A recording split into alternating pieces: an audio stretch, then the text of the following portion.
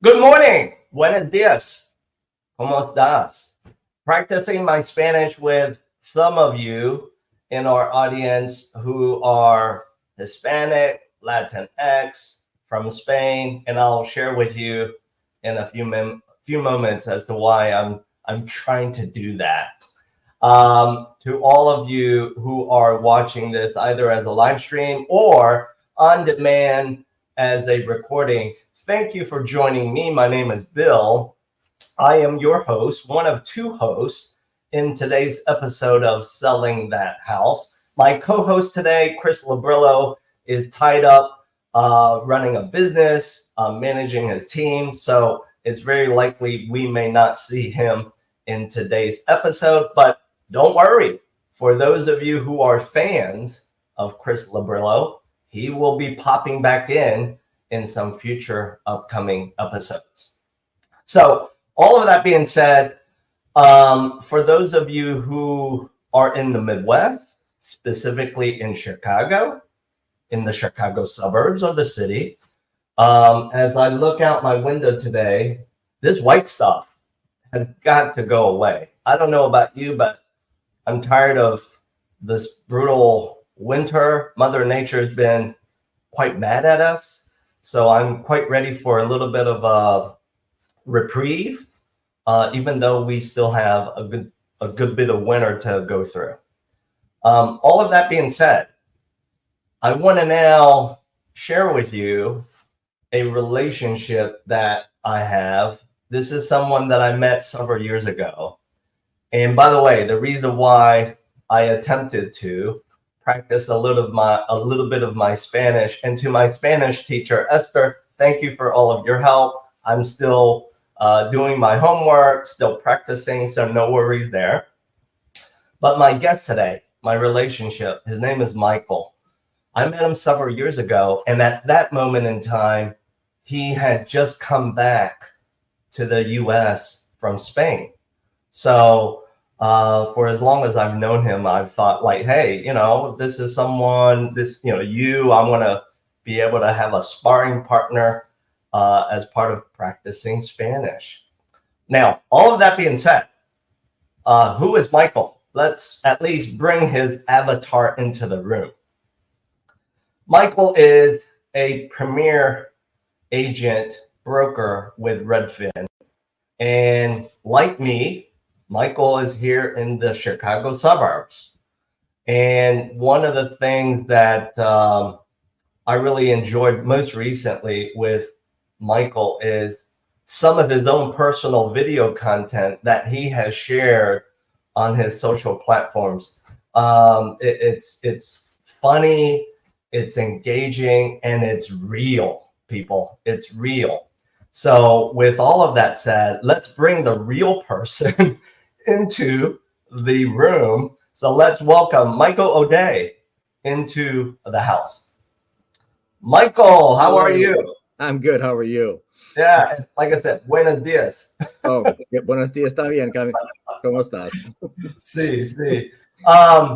So Michael, as I tease the audience about who you are, and by the way, for those of you that know Michael, hey, good for you, right? Give him a big old round of virtual applause. If he has helped you most recent with your life event, getting to your next chapter, moving to where you need to be, well, you know the guy. And I've watched him from close to afar with all of his successes. So Michael, first thing first. Yes. Let's warm you up, okay? Do what you got. What does it mean to be a premier agent / broker with Redfin? I guess the best way to describe being a premier agent with Redfin is the fact that I would be able to help you or handle any kind of situation, whether the house is a multi-million-dollar property or all the way down to a $50,000 condo. So wow. Being able to have the experience, the expertise, the knowledge, and I guess the caring to be able to take, whether it's a high-end client or just some kid out of college who just needs his first condo, to help them find a place. And by the way, our business right now, if if we both state the obvious, we need to work both of those pillars because, because without the seller moving from their home to whatever their next chapter is, helping the young professional right out of college buy the first home. I mean, let's call it like it is. Our business, it's a circle of life thing. It's a life cycle. It wouldn't move, right? It is. And I think that the reason that I like doing what I'm doing is the reason I got into real estate is when I bought my first place, I had a terrible experience with the realtor. Did you?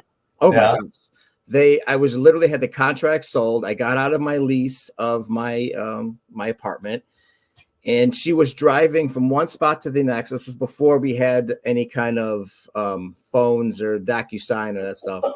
And as she was driving from one spot to the next, I had an agreement with her, a handshake agreement. By the time she got to her other location, she had sold my unit out from underneath me, and I was going to be homeless. Oh, wow. So, and I had to scramble to find a new lease, and then I had to find a new place. So I refused to let that happen with anybody. So I'm a big guy with we have that handshake agreement. I stick to it because I know I'm possibly hurting somebody more than I think it is. It's not just about dollars and cents sometimes. It is not. And let's state and confirm the obvious. Given what you do and given what I do, working with you and or your peers, it's a process. And it's a process that's mixed with emotions, expectation setting, and coaching, talking people off the ledge, right? Well, there's times I feel like I'm more of a psychiatrist than I'm a realtor. I've had more people crying on the phone over the last couple of years than I thought I would ever have, because the situations have been a little crazy. But yeah, you have to be, and I would say you have to care about everybody you're dealing with. And if you don't care about somebody else and you're just about the transaction, it's going to come across and people will stop calling you back. Yeah, it's very true. You have to care about the experience that you are maniacally focused on giving them. 100%. Yeah. 100%. All right. So now that I've warmed you up. Nice. here's my next question. Putting you in the hot seat. What is the difference, in your opinion, what is the difference between selling a 7-figure real estate property, very nice luxury level home, to what I call the starter home or the middle bracket home? In your opinion, what is the difference? This is going to sound weird, like hokey, but there's really not that much of a difference besides the amount of money spent on the marketing backside. I don't treat either person any differently, because I know if you're selling your not 50, that doesn't even exist anymore. If you're selling your $200,000 home, that's the biggest transaction you're going to have in your life at that time. And you need to be treated with respect. That is a lot of money to you. And if you're selling your multi-million-dollar property, that's usually the most you're going to be selling or making at that time as well, unless you're a Bezos or a Musk or something like that. True. So I try my best to treat them the same. And you'd be surprised, more often than not, the lower end properties are a little bit more understanding, because not understanding, wrong word. They take what you say as more appreciative, I guess, because they know that they're really taking into consideration that this is a lot of money to them. And if you treat them with respect and you help them, they're going to appreciate it. They both do. Yeah. So I do my best to treat them both exactly the same, because I don't want someone thinking, well, just because I have $1 million property, you get special treatment. You're all people. You're all the same. You're all making a big transaction. You have to be treated the same way. Yeah. So, yeah. And I wouldn't market a $200,000 property internationally, but I might market that $1 billion one. That's the difference, I would say, is you do a little bit more marketing when you're in the higher end stuff, but talking with the actual people, I treat them the same way. Yeah. It's how you, like you said, it's how you market, where you apply your marketing muscles to attract the other party, the buying party, Correct. to take a look at your unique listing for that unique client. Right. How do you go about looking for those selling clients? Let's be real, Michael, given the somewhat saturated, somewhat crowded business that we're both in. I think the best way that I've ever done it is just to keep your ear. I don't like to do the high pressure. I'm at a party, I hear somebody say real estate, and I drop my drink and run over to them and start saying, "Hey, how you doing? I'm Mike Odeh. I can sell your house." I do try to keep my ears open, and I try to be able to do my job well. And I rely a lot on client customer referrals. Treat somebody else really well, and it's going to come back to me because I sold someone's $1 million property. They like it, they refer a friend. So a lot of my higher end stuff is referrals. I don't like to chase it because that makes me feel like to use like an attorney kind of thing, like an ambulance chaser. Yeah. You know, there is plenty of business out there for everybody. And I think I just don't like to chase it down because that sense of desperation and chasing comes across. I like it. A lot of it comes to me because I just do it well for somebody else. Yeah. It's a relationship business, and 100%. And yeah, it's a relationship business that both you and I are in. And because it's all about people, let's be real, a relationship only can start and go forward when there's, of course, likability, trust, and a commitment, right? Don't you agree to that? Yeah. Oh, yeah. You have to have the commitment. People know when they're being sold, and they know when they're being brushed off. Yeah. I think the worst quarter I've ever had with Redfin was when I was the most desperate. I had a whole lot of family situations going on. I took a lot of time and stepped back to focus on my mom was sick, my daughter was sick, and I took a lot of time back, and I wasn't really out there pushing. And I didn't hit the President's Club for the first time in the 4 years I've been with Redfin. I did. And when I realized I wasn't going to hit it, I said, "Oh, I'm going to do it. I'm going to push." And the harder I pushed, the more people left. I'm like, they said, "Oh man, this guy's desperate. You're way too thirsty." I don't think people stopped. And when I realized that that's what was happening, took a step back and said, "You know what? You just got to let it come. You have to not be as desperate." And everything went crazy. And then I had the best year I had after that because I just took a step back, relaxed, and stopped being desperate. Yeah. The business that we're in, because it's relationships, it's kind of like, well, I'm going to drop it here, everyone, audience members, people watching this as a recording. It's kind of like courting someone. If you're too desperate, you're going to scare people away. Oh yeah. This guy wants to get married. It's been 2 days. Jeez. and on top of that, Michael, maybe you might agree with my next statement.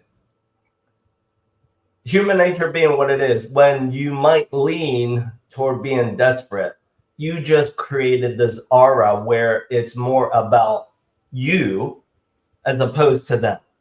100%. Yeah. When it becomes transactional, and when people know you need that closing, they don't feel heard, they don't feel respected, they don't feel like you're there for them.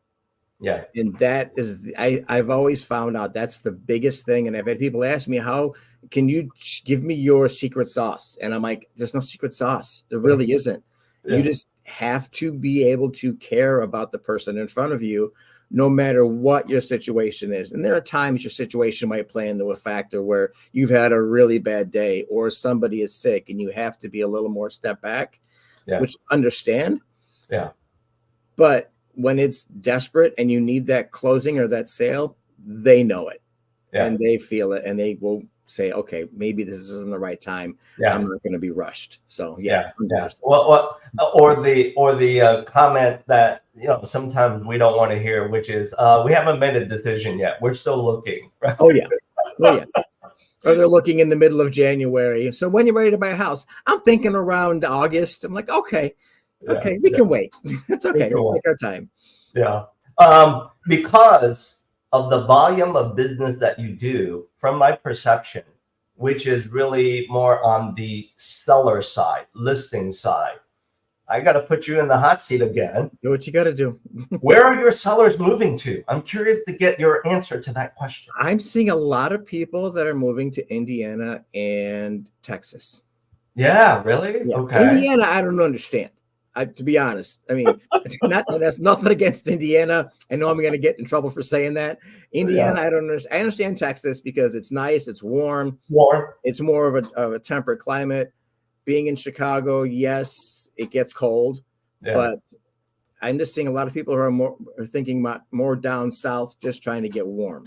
Yeah. I think maybe the reason for Indiana, and for those of you who are watching, hey, if you're from Indiana, please drop a comment to tell us your personal reason why you live in Indiana. But from where I sit, could it be maybe, lower taxes? It's possible. And just so Indiana people know, I still love you. Don't take that as insulting. I'm just saying I've never been to Indiana more than a drive through. So I don't know what I'm missing out on. So I'm Chicago suburbs, born and raised. So I like it here. True. Now, when your clients are moving to the Indianas or Texas or any other of the 50 states across the U.S., you help them, of course, locally sell the first home, the middle bracket home, or the 7-figure home. Do you then help them with or buy by referring that same client to one of your peers? I do that all the time. What we do is I want to try to keep it within the family, and I'll find a good Redfin agent out in wherever state they're going to, and I tell them if this age, they get used to working with me, and not that I'm superior at my job.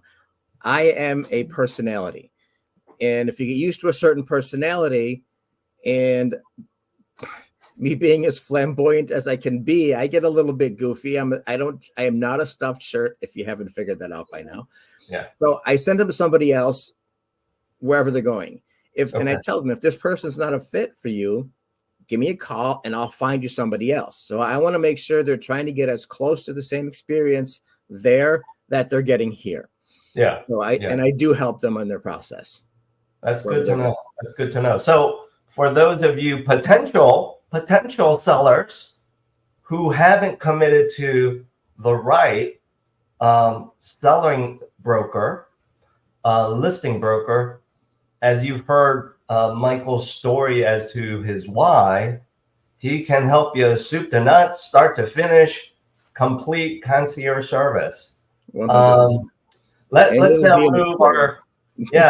move our conversation to, I think, a topic that might be kind of sensitive right now, and I know it's kind of in flux. Nothing's final, but enough people might be aware of it, which is the change with broker compensation. Given what I've heard from you, Michael, it seems like you're a master, or at least you've created your mastery of setting proper expectations with your sellers.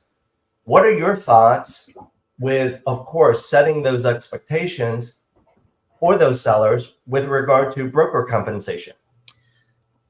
That does come up a lot in the listing appointment. And I tell people that everybody wants to save $1. And in this economy, I can understand. I mean, every $100 is a tank of gas lately. So you want to make sure that you're saving every dollar possible. But what I do is I tell them that nobody out there wants to work for free at all. Right. So if you have to enlist a buyer's broker, they're expecting a certain amount of money. So there's no set commission to go out. There never has been. No matter how many people say, well, the commission to go out is this. That's an expectation. That's not a commitment. Right. But I do tell them that the people that are out there doing the buy side stuff, are expecting a certain amount of commission, 2.5% or 3%. Right. And I'll tell them we could drop that as low as 2 if you want. We could drop it as low as 1.5 if you want. It's not. It doesn't matter what you're putting out there. But when you put the lower commission out, and this is something I tell, it's unethical, it's illegal, but it's impossible to prove. Certain brokers will not show your house when they see a commission below a certain point.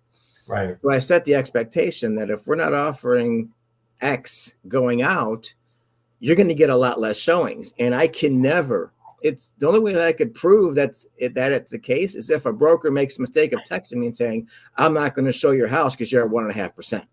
True. That becomes a violation. No one's going to say that. And if they do, that's their problem. But again, it's hard to prove. But I give an expectation that nobody's going to work for free. You want to be able to expect to give them something, at least for now.